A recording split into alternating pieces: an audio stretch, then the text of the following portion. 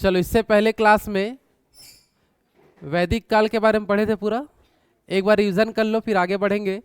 वैदिक काल से स्टार्ट करके हम यज्ञ तक आ चुके थे। गेट को ठीक से लगाओ पहले।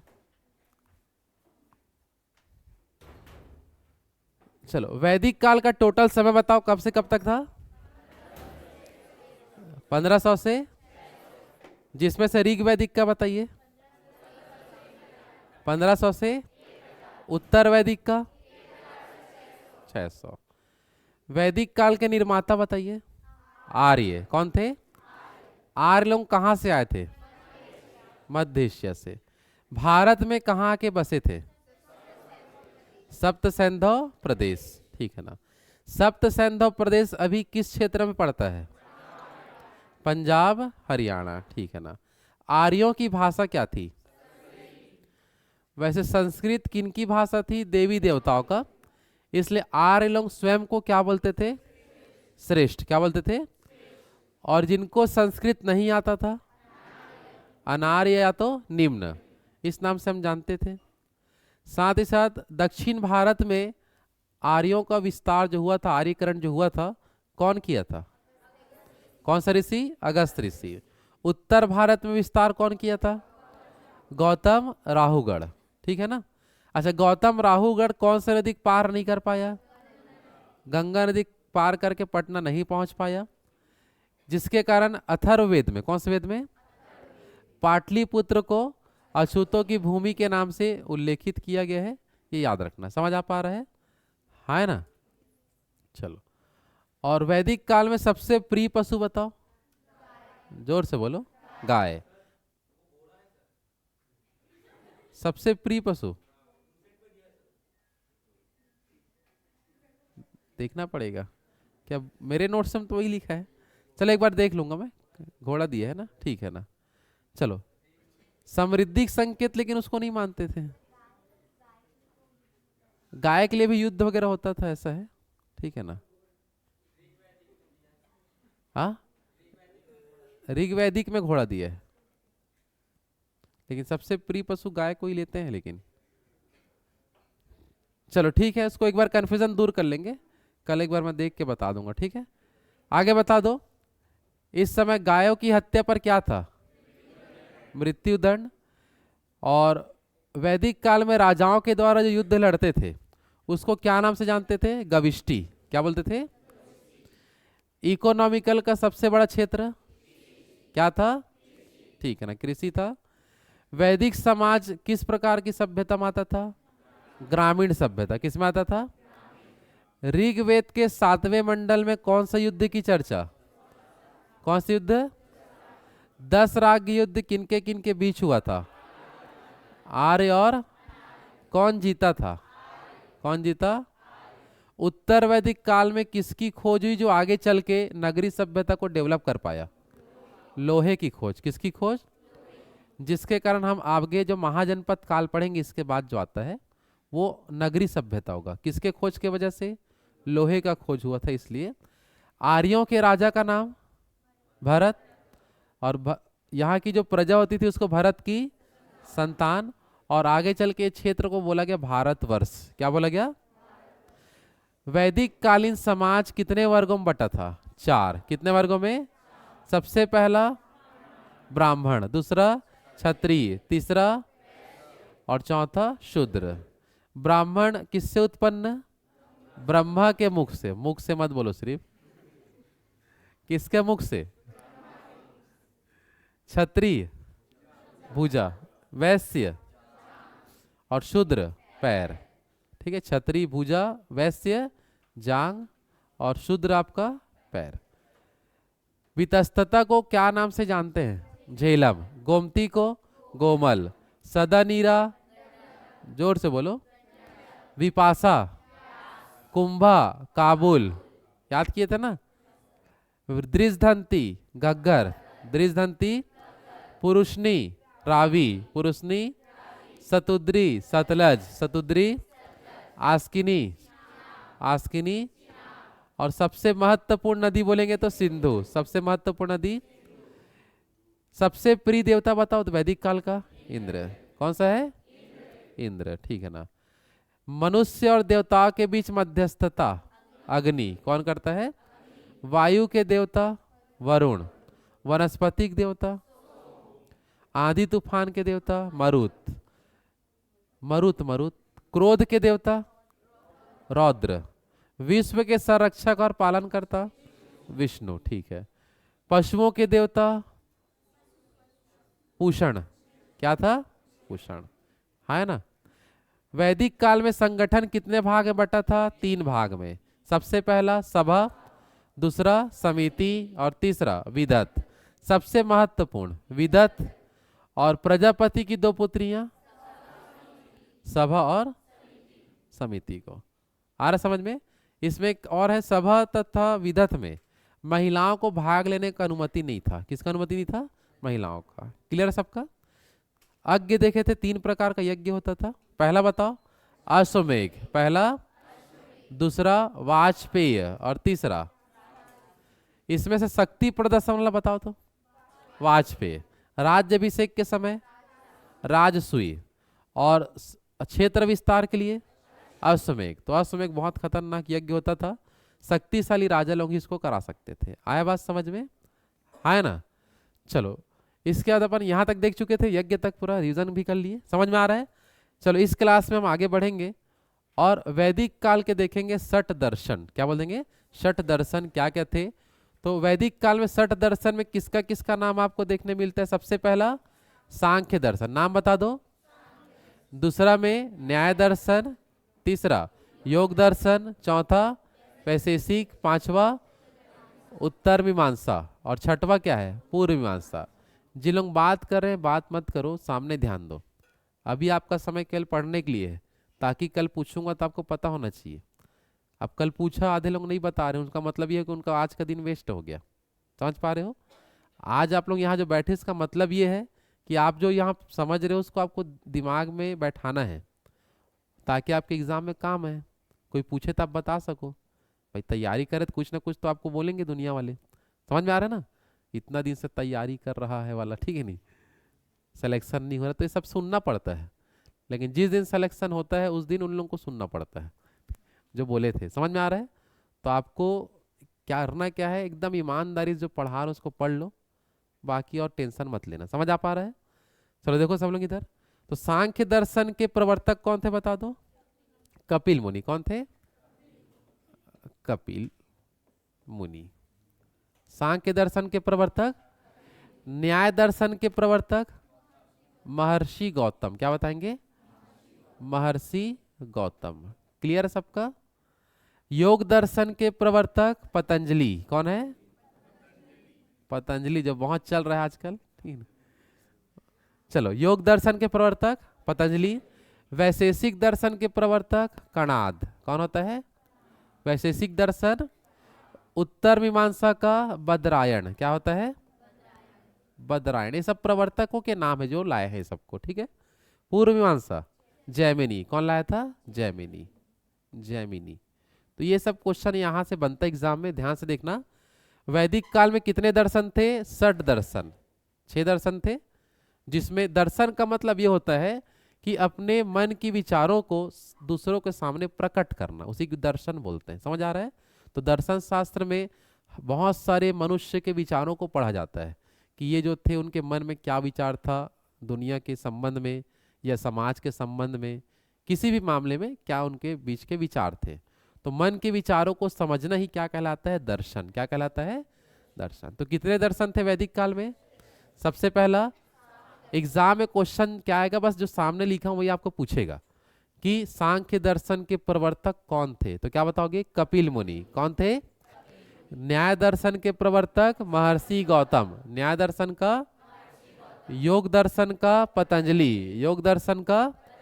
वैशेषिक दर्शन कणाद। वैशेषिक दर्शन।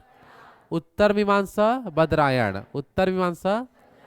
पूर्व मीमांसा जैमिनी। पूर्व मीमांसा। चलो, इसी को हम बिना देखे कोशिश करते हैं बताने का। 6 जो है याद होगा, फिर इसको आगे बढ़ाएंगे, ठीक है। बस याद करना, यहाँ क्लास में केवल आपको बैठ के याद करने का काम करना है और समझना है। समझ आ रहा है? बाकी लिखने का काम आपका पूरा घर में रहेगा, ठीक है। चलो, न्याय दर्शन, सॉरी, सांख्य का बता दो। सांख्य दर्शन। न्याय दर्शन, न्याय दर्शन, योग दर्शन, योग दर्शन, वैशेषिक दर्शन, वैशेषिक दर्शन, उत्तर मीमांसा, उत्तर मीमांसा, पूर्व मीमांसा, पूर्व मीमांसा, जैमिनी। क्लियर है? कहीं से पूछ रहा बताना। न्याय दर्शन बताओ, वैशेषिक दर्शन कणाद, पूर्व मीमांसा, सांख्य दर्शन, योग दर्शन, उत्तर मीमांसा, पूर्व मीमांसा। तो ये सब 6 दर्शन आपको याद रखना है। क्लियर सबका? आगे बढ़े, चलो। कुछ कुछ खास बातें हैं वैदिक काल का, फिर वैदिक काल हमारा खत्म हो जाएगा। जैसे कि वैदिक काल में सबसे बड़ा जो पद जो होता था वो किसका पद होता था? राजाओं का। सबसे बड़ा पद राजाओं का होता था। कौन से काल में? वैदिक काल में। और वैदिक काल में जो राजा बनते थे उसको अभी जैसे जनता चुनते हैं, राष्ट्र जनता जो चुनते हैं प्रधानमंत्री को जो देश में शासन करता है, वैसे वैदिक काल में राजा को कौन चुनते थे? जनताओं द्वारा। जो वहाँ के लोग होते थे वो किसी एक को अपन राजा घोषित करते थे, राजा चुने जाते थे। कौन से काल में? वैदिक काल में। तो क्वेश्चन याद रखना, वैदिक काल में राजाओं का चयन कैसे होता था? जनता के द्वारा होता था। समझ आ पा रहा है? और जो क्षेत्र होता था वैदिक कालीन जो क्षेत्र है, सैंधव सप्त सैंधव प्रदेश जो होता था वो छोटे छोटे जनों में बटा होता था। मतलब क्षेत्र कैसे बटा होता था? सॉरी एक मिनट, सबसे छोटा इकाई था गांव, सबसे छोटा इकाई, और बहुत सारा गांव वगैरह मिलके सबसे बड़ा जो यूनिट होता था उसको बोलते थे जन। क्या बोलते थे? जन के नाम से जानते हैं। तो वैदिक काल में सबसे बड़ी इकाई जन। जैसे कि अभी हम बात करें, सबसे छोटा हमारा गांव ग्राम आता है, ठीक ना? ग्राम, फिर उसके बाद ग्राम पंचायत के आगे जनपद, जनपद के बाद जनपद के बाद जिला। तो ग्रामीण में 3 इकाई हो गया। शहरी में क्या क्या? नगर पंचायत, नगर पालिका और नगर निगम, ये भी 3 है। और ये जो सब चीज जो हमारा आता है किसी भी जिले में, किसमें आता है? जिला से अपन का किसमें? बहुत सारे जिले मिलेंगे तो राज्य बनेगा, और राज्य सब लोग मिलेंगे तो देश बनता है। तो सबसे बड़ा इकाई हमारा देश होता है अभी, और सबसे छोटा इकाई देखेंगे तो ग्राम होता है। तो वैसे ही वैदिक काल में सबसे बड़ा चीज क्या था? जन। क्या था? और सबसे छोटा ग्राम। जन का जो प्रमुख होता था उसको बोलते थे राजन। क्या बोलते थे? जन का प्रमुख राजन, और गांव का प्रमुख ग्रामीक। गांव का प्रमुख। तो ये क्वेश्चन याद रखना कि वैदिक काल में सबसे बड़ी इकाई बताओ? जन। सबसे छोटी इकाई गांव। जन का प्रमुख राजन और गांव का प्रमुख ग्रामीक। ठीक है। और आगे देखते हैं जो हमारा उत्तर वैदिक काल है। कौन सा काल है? उत्तर वैदिक काल में हम पहले ही समझ चुके हैं किसका आविष्कार हुआ है? लोहे का आविष्कार देखने मिला हमें। कहा? उत्तर वैदिक काल में। यही उत्तर वैदिक काल आगे चल के मुख्य रूप से हमको देखने ये मिलेगा कि जो भी क्षेत्र है उनका धीरे धीरे विस्तार होगा। जैसे जहां जहां घर बने थे अब लोहे का विस्तार हो गया तो बड़े बड़े घर बनने लगे, बहुत सारी चीज़ों का डेवलपमेंट होने लगा। बगल में नाली, सड़क वड़क, मतलब हर एक चीज़ धीरे धीरे डेवलप होते गया। किसके वजह से? लोहे के वजह से। भाई आज भी कुछ भी हम डेवलपमेंट करते हैं, घर बनाते हो तो कॉलम डालते हैं लोहे का। समझ रहे हो ना? आ रहा है? बस समझे? तो कोई पुल बनाएंगे तो समझ आ रहा है बहुत सारे लोहे की सामग्री का यूज़ करना है। समझ आ रहा है? तो लोहे की आविष्कार के कारण ये जो जन था वो धीरे धीरे डेवलप होते गया और वो बना जनपद। क्या बना आपका? जनपद। फिर जनपद भी धीरे धीरे डेवलप होते गया एकदम ज़्यादा। और समझ आ रहा है? तो वही बना महाजनपद। क्या बना? तो कुल मिला के वैदिक काल में हमें जो जन मिला, मतलब जन एक इकाई था, उससे क्या बना? जनपद। किसके खोज के कारण? लोहे। लोहे खोज की वजह से धीरे धीरे शहर जो लोग थे और डेवलप होते गए, तो धीरे शहरी रूप हमें देखने मिला। तो जनपद फिर क्या बना? महाजनपद के रूप में डेवलप होगा। तो इसलिए वैदिक काल के बाद हम क्या पढ़ते हैं? महाजनपद काल। क्या पढ़ते हैं? कि वैदिक काल में हुआ खोज, आगे शहरी सभ्यता का आगे हमें देखने मिला। समझ आ पा रहा है? कुल कितने महाजनपद देखने मिलेंगे? 16। और महाजनपद क्या था? एक नगरी सभ्यता में आएगा, जैसे कि सिंधु घाटी सभ्यता नगरी सभ्यता था। उसके बाद ग्रामीण सभ्यता आ गया वैदिक कालीन। वैदिक काल के बाद क्या आएगा? महाजनपद काल। तो महाजनपद काल क्या होगा? नगरी सभ्यता। और महाजनपद काल की पूरी उल्लेख किस कौन से पुस्तक में है? अंगुत्तर निकाय। कौन सा धर्म पुस्तक है? बौद्ध धर्म की पुस्तक है अंगुत्तर निकाय, जिसमें महाजनपद काल आपको देखने मिलेगा। क्योंकि महाजनपद काल में बहुत सारे धर्मों का विकास हुआ। तो तो हम पहले कुछ धर्मों के बारे में पढ़ेंगे, जैन धर्म और बौद्ध धर्म, फिर महाजनपद काल का विभिन्न क्षेत्र पढ़ेंगे। समझ आ पा रहा है? और इस समय वैदिक काल में जो टैक्स लेते थे उसको बोलते थे बलि। क्या बोलते थे? बलि, मतलब टैक्स को कहा जाता था। लेकिन ये अलग चीज है। अगर हम बात करें देवी देवताओं को खुश करने के लिए किसका बलि चढ़ाते थे, तो वो बलि चढ़ाना अलग है। समझ पा रहे हो ना? और टैक्स को भी बलि बोलते थे इन लोग। समझ आ पा रहे हैं? जैसे अभी अपन कर बोलते हैं, इंग्लिश में टैक्स बोलते हैं, तो वैदिक काल में टैक्स को क्या बोलते थे? बलि। और वैदिक काल में देवी देवताओं को खुश करने के लिए क्या करते थे? पशुओं की बलि। आज भी चढ़ाते हैं, देखे होगे मंदिरों में। यहाँ अपन छत्तीसगढ़ में देखे होगे धमतरी में बकरा चढ़ाते ही नहीं, ठीक नहीं चढ़ाते? जाते हो तुम लोग खाने? बनाते भी हैं क्या? तो वो सब चीजें आज भी देखने मिलता है। तो उस समय क्या नाम से जानते थे? टैक्स को क्या बोलते थे? बलि। लेकिन देवी देवता को खुश करने के लिए क्या होता है? पशु बलि होता है। कहाँ चढ़ाते हैं? धमतरी में अंगारमोती वही होता है क्या? चलो आगे बढ़े, है ना? चलो अब हम कुछ तुलना करेंगे। यहां तक क्लियर है सबका वैदिक काल का नोट पॉइंट, है ना? अब देखते हैं, दो सभ्यता अपन समझ चुके हैं, सिंधु सभ्यता और वैदिक कालीन। दोनों में डिफरेंस क्या है, क्वेश्चन एग्जाम में आएगा। तो सबसे पहला डिफरेंस क्या है? सिंधु घाटी सभ्यता क्या था? नगरीय सभ्यता। वैदिक काल क्या था? ग्रामीण सभ्यता। वैदिक काल क्या था? सिंधु सभ्यता क्या था? मात्र सत्तात्मक। और वैदिक काल क्या था? पितृ सत्तात्मक। मतलब जो भी नाम का यूज करेंगे, वंश जो बढ़ेगा पिता के वंश के आधार पर होता है। समझ आ रहा है? लेकिन सिंधु सभ्यता में क्या होता था? माताओं के आधार पर। यहां हम बात करें सिंधु सभ्यता में प्रमुख पशु में किसको लिया गया है? बैल। और वैदिक सभ्यता में गाय को लिया गया है।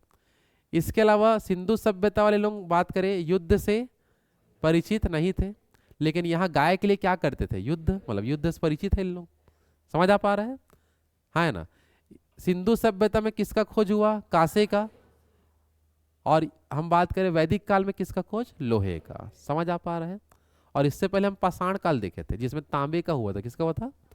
तांबे का। पाषाण कालीन है ना? कौन सा काल? नवपाषाण काल में किसका खोज हुआ था? तांबे का। समझ आ पा रहा है? तो हर काल में कुछ ना कुछ खोज हुआ जो आगे नए चीज को डेवलप किया था। समझ आ पा रहा है? तो कांसे का आविष्कार कौन से काल में? सिंधु सभ्यता।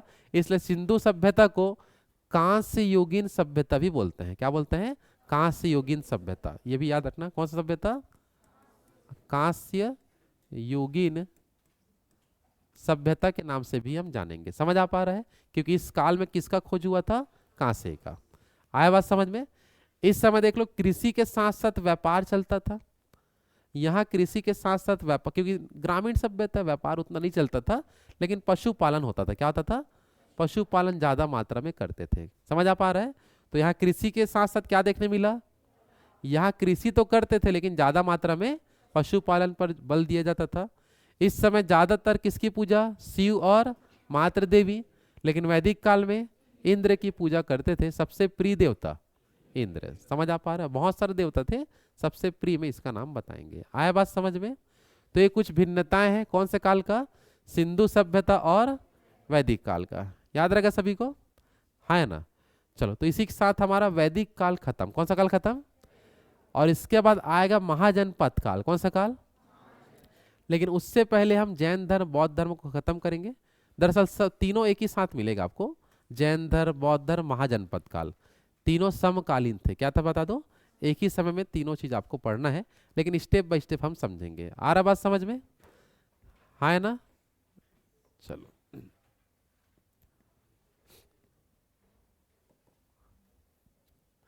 चलो अभी जो हम पढ़े थे उसको एक बार बता दो ध्यान से, जो भी हम नोट पॉइंट लिखे थे। वैदिक काल में सबसे बड़ा पद बताओ किसका होता था?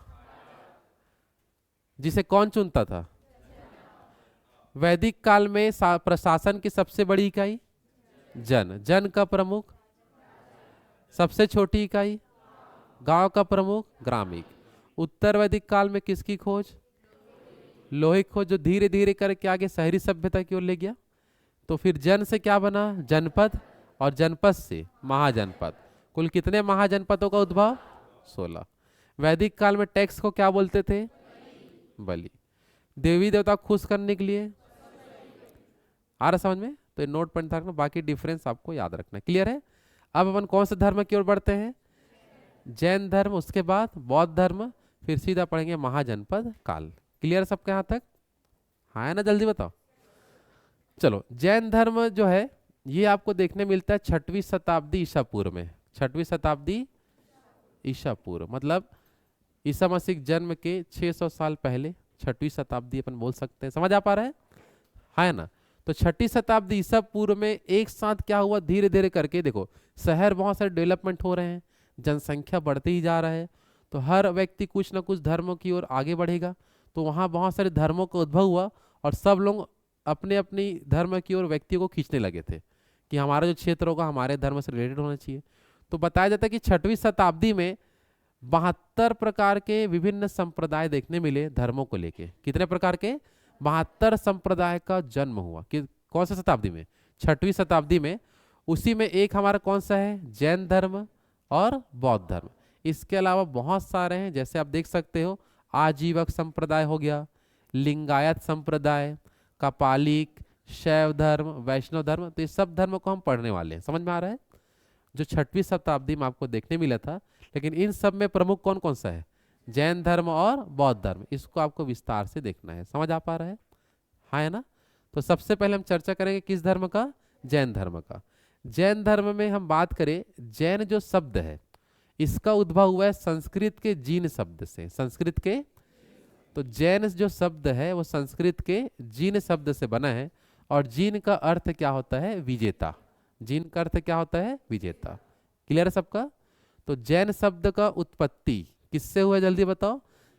संस्कृत के जीन शब्द से, जिसका अर्थ क्या होता है? विजेता।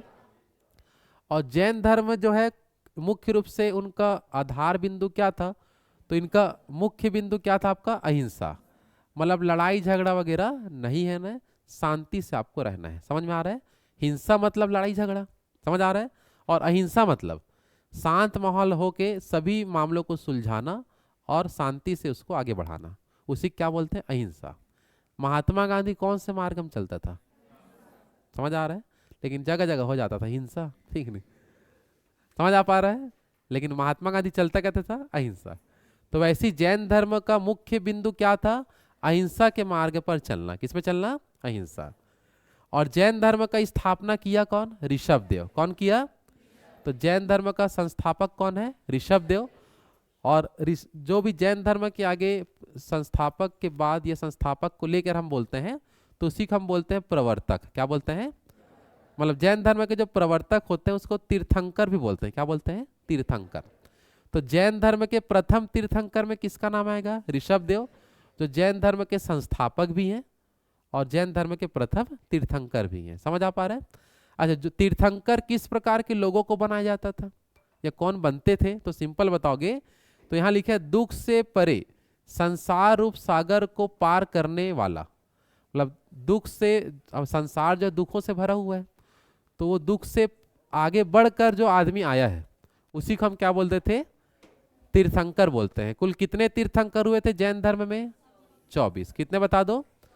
जिसमें से आपका 23वां और 24वां को अच्छे से पढ़ना है, बाकी को हम उसका नाम पढ़ेंगे कौन कौन से नंबर में कौन कौन थे और उनके प्रतीक चिन्ह क्या क्या थे उसको पूरा समझना है। लेकिन डिटेल से अपन को 23वां और 24वां को अच्छे से पढ़ना है, क्योंकि 24वां में महावीर स्वामी पढ़ेंगे और 23वां में पारसनाथ। किसको पढ़ना है? तो उन्होंने कुछ अपने विचार दिए थे, उसके बारे में पूछा जाता है। क्लियर है तक सबका? तो फिर से देख लो, जैन शब्द किस शब्द से बना है? मुख्य आधार अहिंसा, संस्थापक, और इन्हीं को क्या बोलते हैं? तीर्थंकर। जैन धर्म का पहला तीर्थंकर ऋषभदेव। कुल कितने तीर्थंकर हुए? 24। कितने हुए? तीर्थंकर किसे कहते थे? दुख से परे संसार रूप सागर को पार करने वाले जो व्यक्ति होते थे उसी क्या बोलते? तीर्थंकर, जो जैन धर्म को आगे चलाते थे। समझ आ पा रहा है? है ना? चलो, तो इसमें से हम बात करेंगे, इसको अपन देख चुके कुल कितने तीर्थंकर हुए थे? 24। जिसमें से आपको पहले किस में ध्यान देना है? 23वां, उसके बाद 24वां आपको अच्छे से पढ़ना है। ठीक है? तो 23वां तीर्थंकर कौन था? पारसनाथ। कौन था? तो पारसनाथ के बारे में देखो क्या क्या आपको पता होना चाहिए। तो पारसनाथ का जन्म हुआ था यूपी के वाराणसी में, उत्तर प्रदेश के वाराणसी में। किसका जन्म हुआ था? पारसनाथ। और इनके पिता का नाम क्या था? अश्वसेन। क्या नाम था? और ये कौन से वंश के राजा थे? इच्छावुक वंश। कौन सा वंश? इच्छावुक वंश जो होते थे उनके राजा कौन थे? राजा अश्वसेन। और उन्हीं के यहाँ किसका जन्म हुआ था? पारसनाथ, जो जैन धर्म के 23वें तीर्थंकर के रूप में उभरे थे। आया बात समझ में? तो फिर से देख लो, जैन धर्म का 23वां तीर्थंकर पारसनाथ का जन्म वाराणसी में किसके यहाँ? राजा अश्वसेन, जो कौन से वंश का राजा था? इच्छावुक वंश। क्लियर सबका? तो धीरे से जैन धर्म ग्रहण किया, जैन धर्म का क्या बना? आपका तीर्थंकर बना। और इन्हें जो ज्ञान की प्राप्ति कहाँ हुआ? तो झारखंड में इनको ज्ञान की प्राप्ति हुआ। कौन से शिखर में? सम्मेद शिखर। कौन सा शिखर? तो झारखंड क्षेत्र में कौन सा शिखर? सम्मेद शिखर, जो छोटा नागपुर पठार के ऊपर तरफ उत्तर वाला एरिया है ना, और उसी को हम क्या बोलते हैं? पारसनाथ की चोटी। क्या बोलते हैं? सम्मेद जो शिखर, शिखर मतलब जो चोटी है, आज उसे हम क्या नाम से जानते हैं? पारसनाथ की चोटी बोलते हैं। जो किसकी सबसे ऊंची चोटी है? भारत भूगोल में पढ़े हैं, हजारीबाग। कौन सा बाग? क्योंकि दामोदर नदी जब अपन पढ़े थे, दामोदर नदी के ऊपर का इलाका हजारीबाग, नीचे का भाग रांची। तो हजारीबाग क्षेत्र में आपको क्या मिलेगा? पारसनाथ की चोटी, या उसी क्या बोलेंगे? सम्मेद शिखर। तो सम्मेद शिखर रियल नेम है। इसी सम्मेद शिखर में किसको ज्ञान की प्राप्ति हुआ था? पारसनाथ। इसलिए सम्मेद शिखर का नाम क्या है? पारसनाथ की चोटी, जो झारखंड के छोटा नागपुर पठार में आता है। वो भी दो भाग में बटा, उसमें से किस में आएगा? हजारीबाग। किस में आता है? चलो, पारसनाथ ने अपने समय में दिया था चतुरायण धर्म। कौन सा धर्म? तो ये क्वेश्चन बहुत बार मिलेगा कि जैन धर्म का कौन सा ऐसा तीर्थंकर है जिसने चतुरायण धर्म दिया था? तो किसमें टिक लगाओगे? पारसनाथ। अब इसने चतुरायण धर्म में क्या क्या सीख दिया था जनताओं को अपने ज्ञान प्राप्ति के उपलक्ष्य में, या ज्ञान प्राप्ति के तहत तो सीखा क्या था, उसको उसने अपने चतुरायण धर्म में बताया। सबसे पहला था क्या ना बोलना? झूठ ना बोलना। इसका मतलब सत्य बोलना है। समझ आ रहा है? मतलब ये आपको ये चीज याद रखना। पहला क्या बताएंगे? झूठ ना बोलना। दूसरा, धन संग्रह ना करना। क्या करना? करना धन संग्रह ना करना। तीसरा, चोरी ना करना। और चौथा, हिंसा ना करना। तो इसका अपन उसी को अपन अन्य शब्द में, एक एक शब्द में ये सब लिख दिए। झूठ ना बोलना के एक शब्द में क्या बोलेंगे? सत्य बोलना।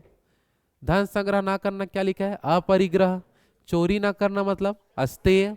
और अहिंसा ना करना मतलब हिंसा ना करना मतलब अहिंसा। तो ये सब उनका ये, लेकिन एग्जाम में जब आएगा तो ये सब ये वाला लाइन आपको मिलेगा। पारसनाथ के चतुरायण धर्म में कही गई 4 प्रमुख बातें। सबसे पहला, जोर से बोलो, कौन कौन घर में पढ़ता है बताओ पहले? घर में कितने लोग पढ़ते हैं, रिवाइज करते हैं? एक ही जन। बाकी झूठ ना बोलने वाले माफ हो मतलब, ठीक नहीं? कितना घंटा पढ़ते हो? कितना घंटे पढ़ लेते हो घर में? अच्छा अच्छा, तो मतलब अनलिमिटेड, जब तक इच्छा पूरा ना हो तब तक पढ़ते रहना, जब तक रिवाइज ना हो जाए। ठीक है, मतलब पहला प्रेफरेंस पढ़ाई है, बाकी अन्य काम बाद में करेंगे। ठीक है ना? देखो, यही रहेगा तब आपको सीख पाओगे। कहने का मतलब ये है कि अगर आप पहला प्रेफरेंस पढ़ाई को देते हो और बाकी जैसे होता है क्या है कि टाइम मिला है पढ़ लेते हैं, ऐसा वाला अगर हो तो सिलेक्शन मुश्किल है। टाइम मिला है कुछ और कर लेते हैं, मतलब दिन भर आपको पढ़ना है, थोड़ा सा टाइम मिला है तो कुछ और कर ले, अगर ऐसा सोच है तो जल्दी सिलेक्शन होगा। जो बोला समझ पा रहे हो दोनों मंत्र? कि दिन भर कुछ भी कर रहे हैं, 1 घंटा मिलेगा तो पढ़ लेंगे, ऐसा नहीं है। समझ आ रहा है? दिन भर आपको पढ़ना है, 1 घंटा मिल गया तो कुछ और कर लेंगे, ऐसा अगर आपका सोच है तो ही आपका जल्दी सिलेक्शन होगा बड़े बड़े एग्जाम में। समझ पा रहे हो? तो उस चीज़ को समझना और आगे बढ़ना है। आ रहा बात समझ में? हाँ है ना? चलो, तो पारसनाथ के चतुरायण धर्म में कही गई 4 बातें बताओ। सबसे पहला, दूसरा, तीसरा और चौथा, हिंसा ना करना। क्लियर सबका? हाँ है ना? चलो, तो वो इसके बाद हम पूरा डिटेल किसका पढ़ेंगे? महावीर स्वामी का। तो महावीर स्वामी का सबसे पहला क्वेश्चन नॉर्मल क्वेश्चन है, सबको आपको याद रखना है। कौन सा नंबर का तीर्थंकर? 24वां को हम क्या बोलेंगे? अंतिम तीर्थंकर। क्या बोलेंगे? और इसी को बोलते हैं जैन धर्म का वास्तविक संस्थापक। क्या बोलते हैं? अगर सिर्फ जैन धर्म का संस्थापक बोल दिया तो ऋषभदेव, क्या बताओगे? लेकिन जैन धर्म का वास्तविक संस्थापक महावीर स्वामी, कौन था? और इनके पिता का नाम क्या था? सिद्धार्थ, जो ज्ञात्रिक कुल के राजा थे। कौन से कुल के? ज्ञात्रिक कुल के राजा थे, जिनका नाम क्या था? सिद्धार्थ। तो महावीर स्वामी के पिता का नाम क्या था? सिद्धार्थ। इनकी माता जी का नाम क्या था? त्रिशला, माता का नाम त्रिशला। ये आप ध्यान रखेंगे, लिच्छावी नरेश चेटक की बहन थी। लिच्छावी नरेश किसकी? चेटक की बहन थी, जिसका नाम क्या था? त्रिशला। तो आपको एग्जाम में नाम ध्यान रखना है। पिता का नाम, पिता का नाम सिद्धार्थ, माता का नाम, माता का नाम, चलो इनके बड़े भाई का नाम था नंदीवर्धन। बड़े भाई का नाम नंदीवर्धन। समझ आ पा रहा है? तो इसमें नंदीवर्धन का भी कुछ चीज हमें आगे पढ़ना पड़ेगा, ठीक है? क्योंकि इसी की आज्ञा से वो घर को त्यागा था महावीर स्वामी।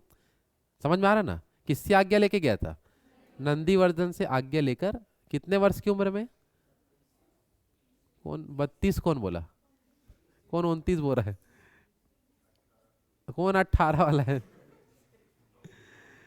30 वर्ष। कितना वर्ष है? 30 वर्ष। आगे पढ़ेंगे, सब आएगा। यहां तक क्लियर है सबका? तो महावीर स्वामी के बारे में सबसे पहला कौन से नंबर का तीर्थंकर था?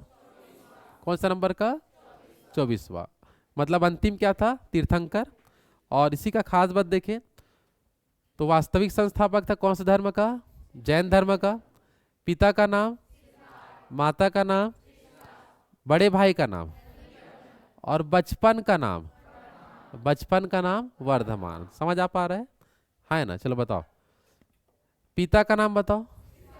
पिता का नाम, माता का नाम, माता का नाम, बड़े भाई, बचपन का नाम, बचपन का नाम। तो सबका बचपन में कुछ कुछ नाम रहता है, कोई चिढ़ाने वाला, ठीक है? बताओ आपके बचपन का नाम बताओ। सुयस बताइए। कोई पढ़ा इनके साथ उधर? हाँ बताओ इनके। चाचा? अच्छा, कुछ भी, ठीक है। और कुछ इसके अलावा कोई चिढ़ाता था शारीरिक रूप देख के? अच्छा, चलो यहां तक क्लियर है सबका? आगे बढ़े? चलो आगे देखते हैं। महावीर स्वामी के बारे में देख लो। इनका हम बात करें, इनका जो जन्म हुआ था वो हुआ था 540 ईस्वी में। इनका जन्म हुआ 540 ईसा पूर्व, सॉरी ईसा पूर्व, क्योंकि ईसा पूर्व में ही आपका महाजनपद काल है और उसी समय में सब आपको देखने मिलेगा। 6ठी शताब्दी में पूरे लोग थे एक साथ। तो 540 ईसा पूर्व है ना, 540 ईसा पूर्व में जन्म हुआ। तो वैशाली के कुंड ग्राम में, वैशाली के जो आज हमें किस एरिया में मिलेगा? बिहार। कौन से क्षेत्र में? तो महावीर स्वामी का जन्म कब हुआ था? 540 ईसा पूर्व। कहाँ?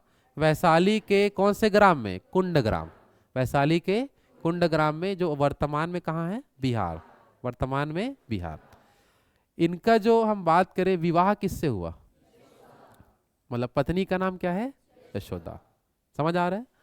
और इनकी पुत्री का नाम प्रियदर्शनी, जिसको और क्या बोलते थे? अन्नोजा के नाम से भी जानते थे, और उसी को क्या बोलते हैं? प्रियदर्शनी। क्लियर है सबका? तो पुत्री का नाम, और इसका जो विवाह हुआ था किससे हुआ था?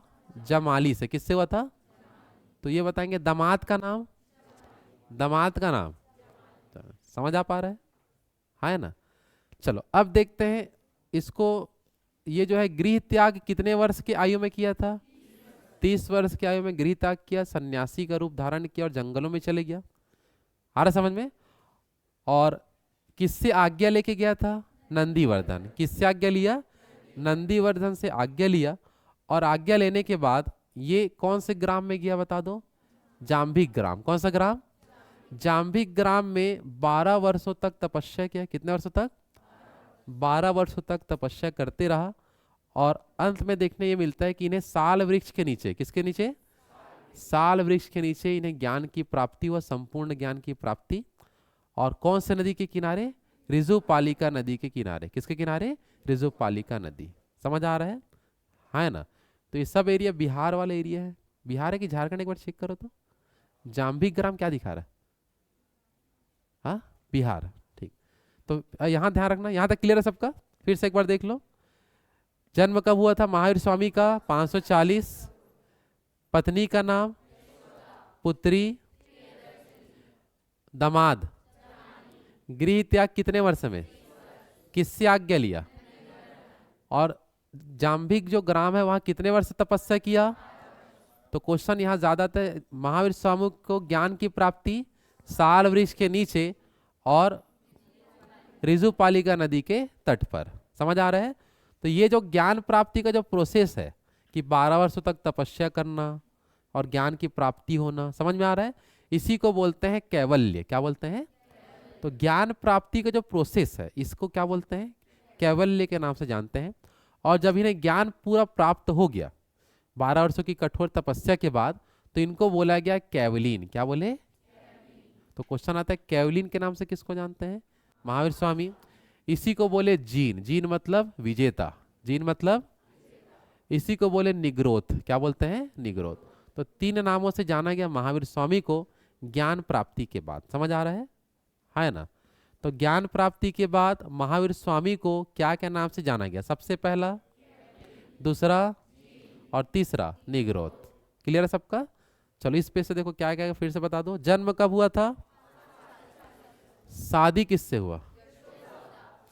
लेकिन छोड़ के जाना पड़ा, ठीक है, तपस्या में।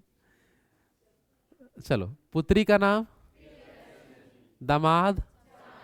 गृह त्याग कितने वर्ष में? किससे आज्ञा लेके?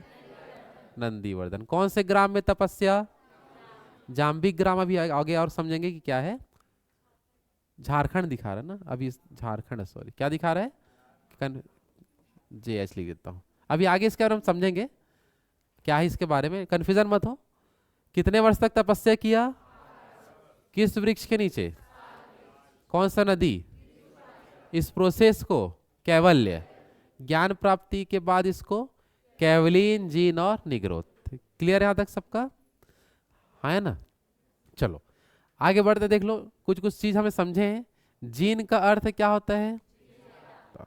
निग्रोथ का मतलब होता है बंधन से मुक्त। किसी के बंधन में अब नहीं है, मतलब बंधन से मुक्त है, अपने विचारों को अब दुनिया के सामने प्रकट कर सकता है ज्ञान प्राप्त होने के पश्चात। समझ आ पा रहा है? तो बंधन से मुक्त को क्या बोलते हैं एक शब्द में? निग्रोथ। यहां देखो लिखा है, अभी अपन कन्फ्यूजन जो हो रहे थे, जो जाम्बिक ग्राम है ये आपका हजारीबाग वाला जो क्षेत्र है, हजारीबाग का जो पठार है, उसी क्षेत्र में जो पारसनाथ की जो पहाड़ी है उसी में एक ग्राम स्थित है जिसको हम क्या बोलते हैं? जाम्बिक ग्राम। तो जाम्बिक ग्राम जो है वर्तमान में बता सकते हैं इसका, जाम्बिक ग्राम के हिसाब से अब हम किसका नाम लेते हैं? तो हजारीबाग जो क्षेत्र में स्थित पारसनाथ की जो पहाड़ी है वह उसी क्षेत्र में क्या था आपका? जाम्बिक ग्राम, झारखंड वाले एरिया में। समझ आ पा रहा है ना? और वर्तमान में देखो ऋजुपालिका जो नदी है इसको बोला जाता है बराकर नदी। क्या बोलते हैं?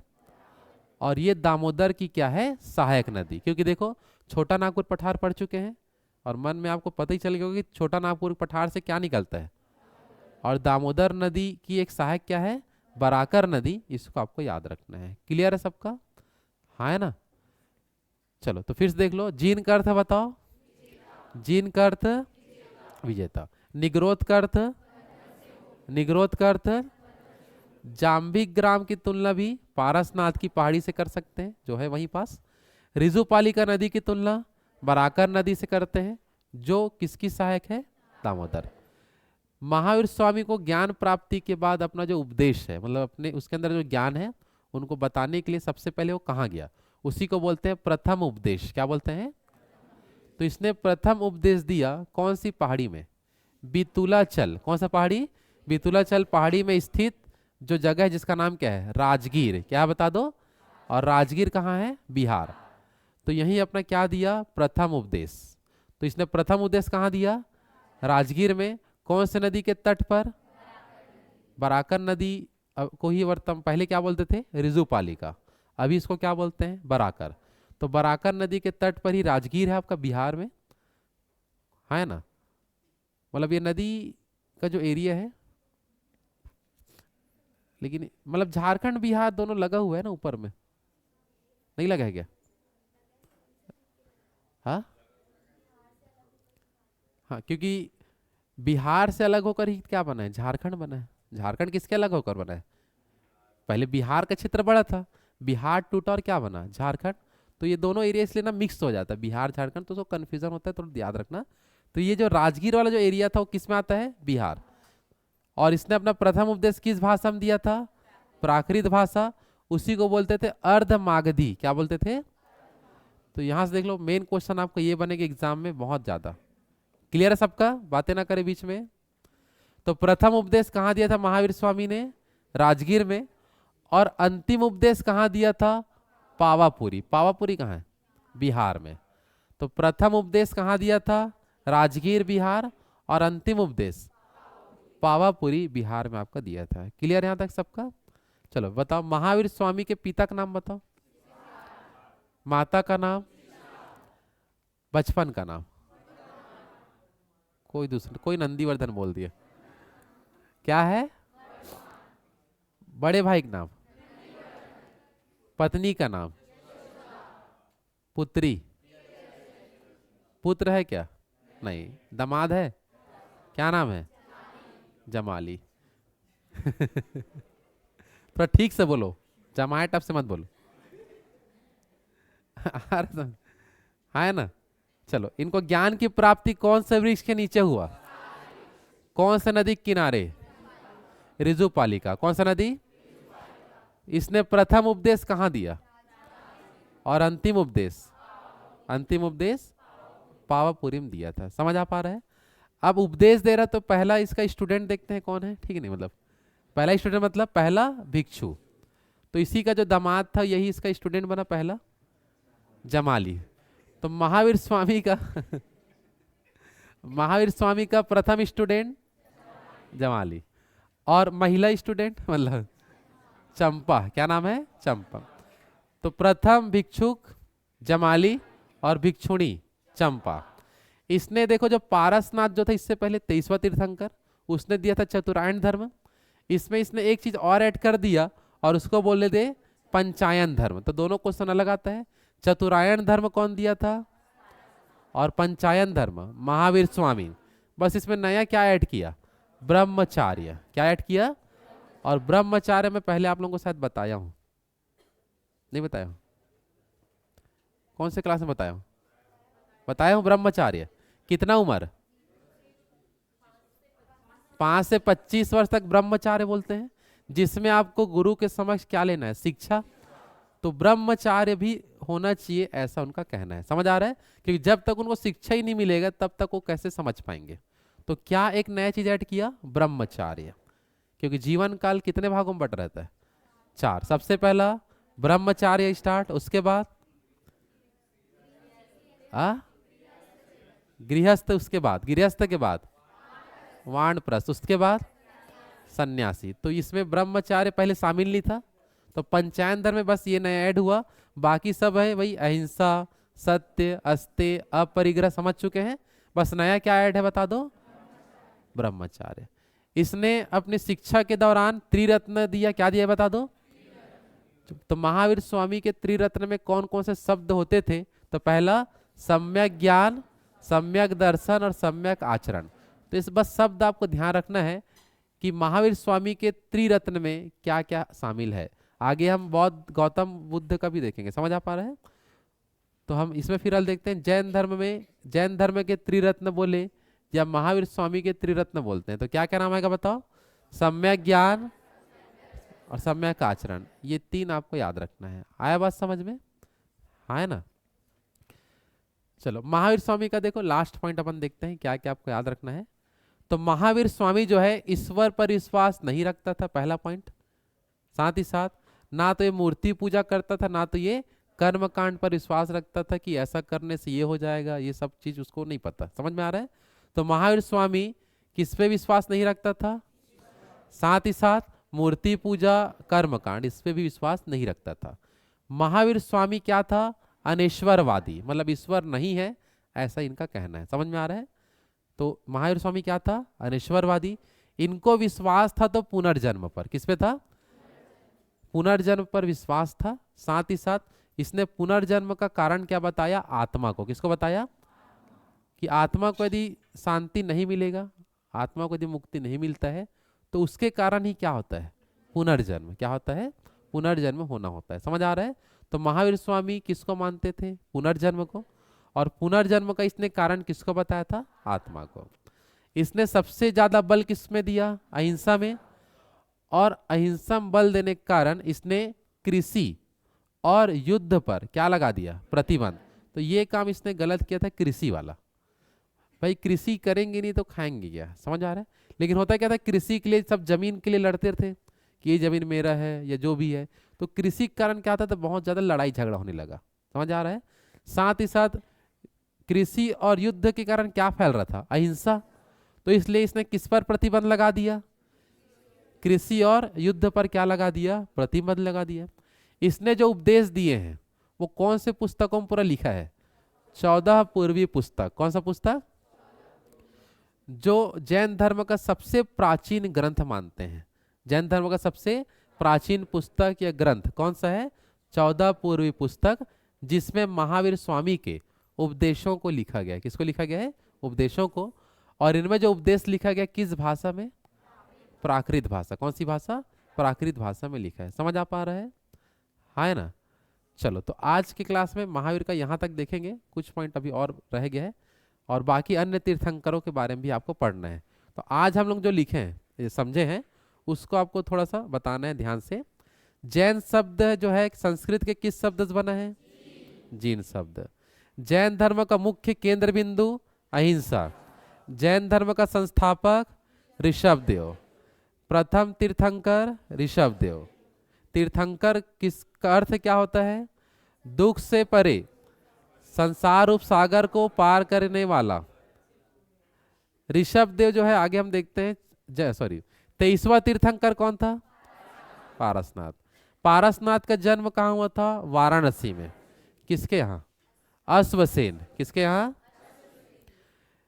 और इसे ज्ञान की प्राप्ति हुआ झारखंड के सम्मेद शिखर में। सम्मेद शिखर को भी क्या बोलते हैं? पारसनाथ की चोटी। पारसनाथ जो था, इसने कौन सा धर्म दिया? चतुरायण धर्म। कौन सा धर्म?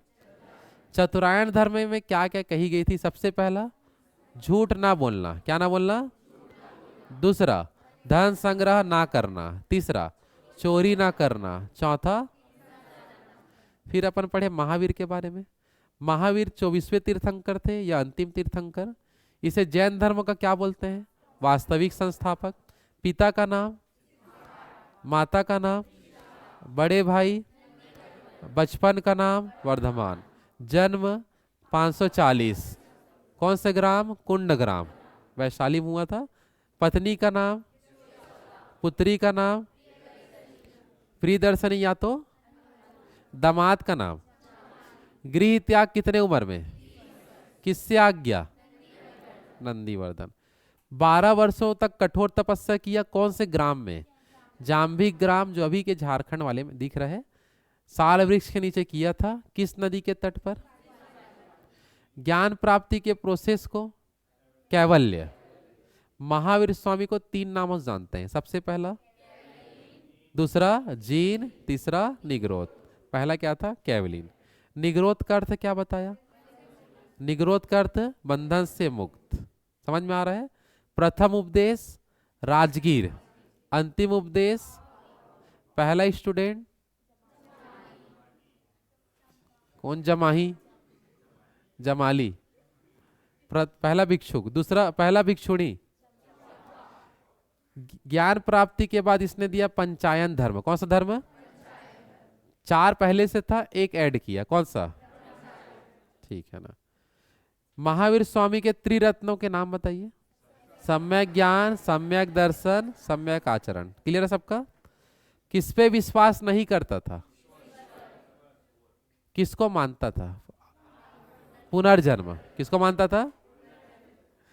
इनके जो भी उपदेश है कौन से पुस्तक में लिखा गया है? 14 पूर्वी पुस्तक। कौन सा पुस्तक? समझ आ पा रहा है? चलो, तो आज अपन यहां तक देखें। बाकी यहां तक आज लिख लेंगे सभी लोग। क्लियर है सबका? बाकी कल एक बार रिवीजन करके आना, पूछूंगा फिर आगे बढ़ेंगे। ठीक है? चलो, बाकी कल देखते हैं इसके बाद।